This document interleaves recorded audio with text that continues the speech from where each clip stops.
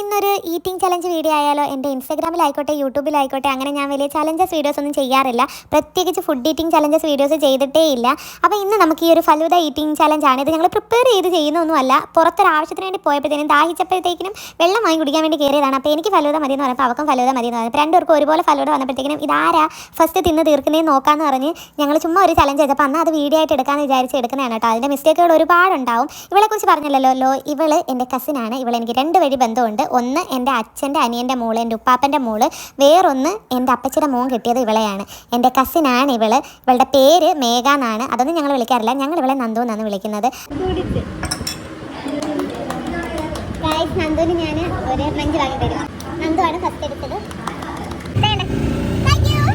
Hopkins വാങ്ങി കൊടുത്തു.